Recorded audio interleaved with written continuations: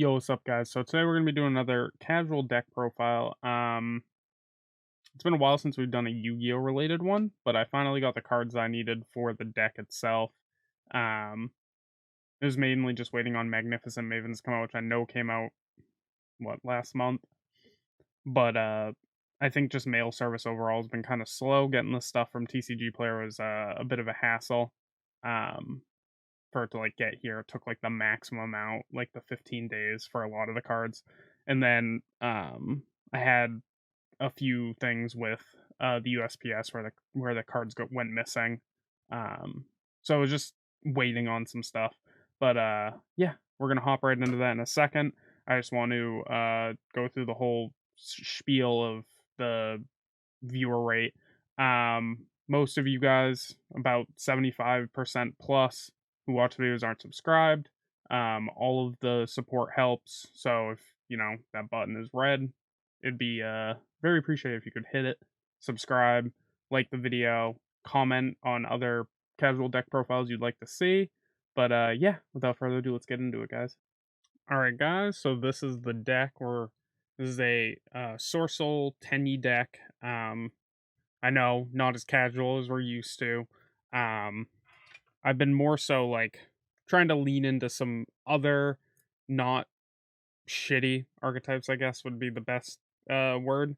But with Magnificent Mavens having come out and stuff, and most of the Tenyi stuff, or not Tenyi, but most of the Sword Soul stuff being really cheap.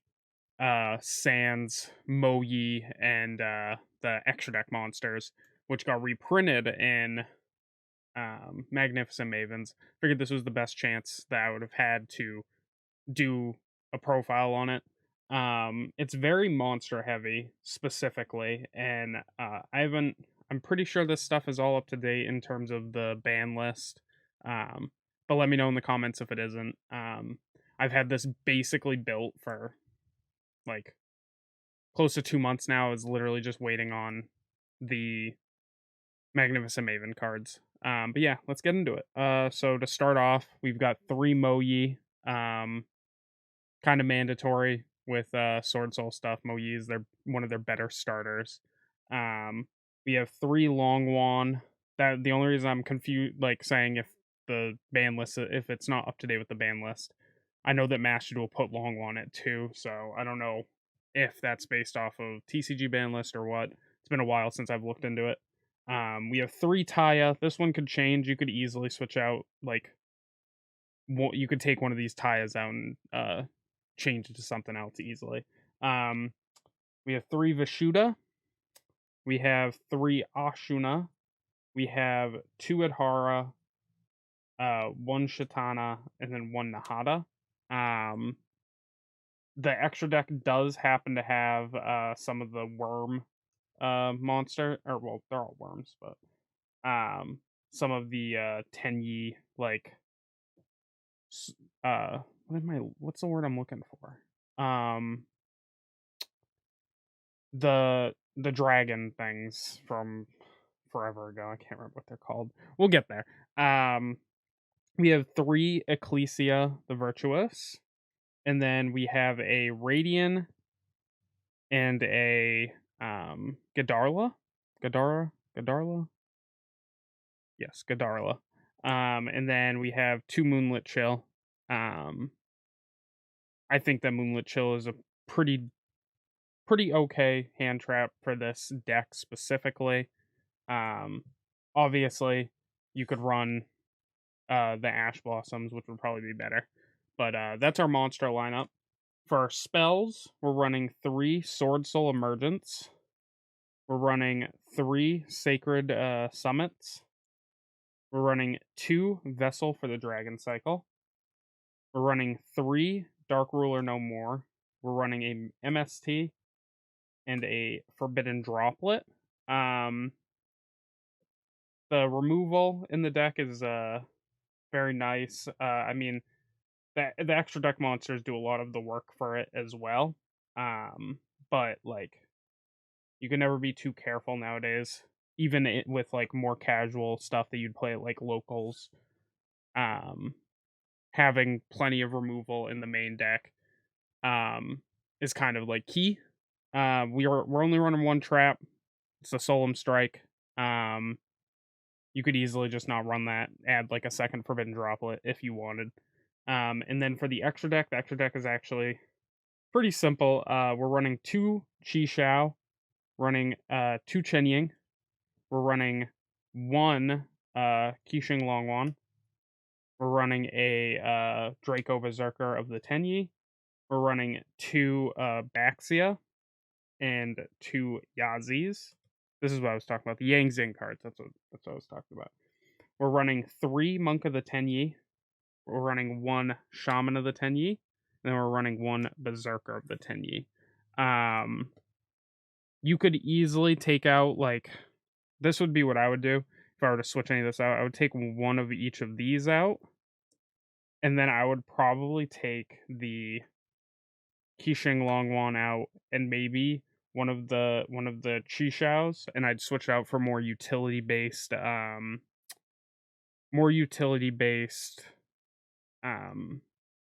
what's the word I'm looking for? Like link monsters.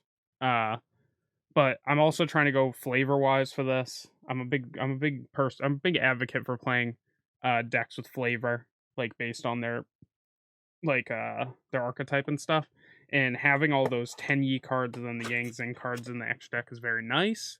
Um but we'll get into that conversation after in just a moment. So like I was saying, guys, the deck I like to go more flavor versus um like more ideal. Like obviously you could take out some of those synchros and probably like the shaman or the berserker, not yeah, berserker of the Tenyi, the um the link one. You could easily take those out, put in something like the nightmare cards or like more utility based link cards to facilitate extenders and stuff like that. But I like putting in those flavor cards. It makes the deck feel more whole.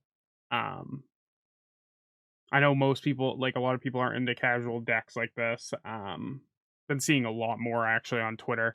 People posting stuff akin to being very antagonistic toward uh casual. Not outright being like, oh fuck casual, but like saying like, oh, they would never play casual. They would like try and they're overtly like into competitive gameplay, saying that like it's more um rewarding, which I get to an extent. It's rewarding to be able to play against somebody else who is also playing a more competitive esque environment at locals and being able to see the lines and getting there and um, winning against the odds type of thing. But like, no reason to be so not antagonistic, but uh, like I guess the word would be antagonistic, like being very uppity against casual players versus competitive players. But that's beside the point. I like the casual aspect of building a full like combining archetypes and making them more like they're almost flavor like Tenyi, Swordsoul, Yang Zing stuff kind of just fits because it's all like worm based except for the Tenyi, but the Tenyi fit the vibe of like the Swordsoul stuff specifically. Um it's the same with like um Despia and what was the archetype that Despia was with? I can't remember what it's called. Um I can't remember. Anyways, um it's like mixing archetypes like that, mixing two pendulum archetypes that don't like they're not part of the same archetype, but they fit together flavor wise and card wise, stuff like that. But yeah, that's the deck. I'm a big fan of it. I like the Sword Soul line. It's pretty simple overall, like in terms of like Yu-Gi-Oh nowadays, especially with I say nowadays, fucking Swordsoul is only like what 2 years old, if that. Um, but like compared to like what's being played right now with um like Sprite a few months ago when it dropped, and then the uh tier elements, and now with tier elements and Ishizu cards and stuff like that being a very like mill heavy deck is just like it's completely different. It's more complicated overall, like getting there to like a win. Like not in terms of like it's difficult to get there, but it takes a very like keen mind to get there and be able to run through your lines. Whereas with Sword Soul, it's like summon Mo Yi, or summon Longwan, token, synchro, done. Uh, use one of your starter spells, get Mo Yi, summon, token, fucking synchro, make Chi Shao or Ching Yang, Ching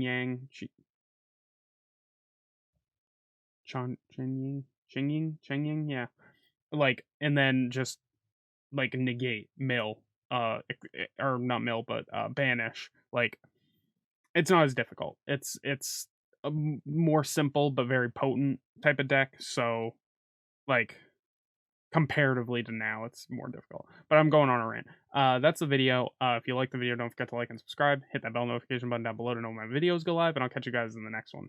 Peace.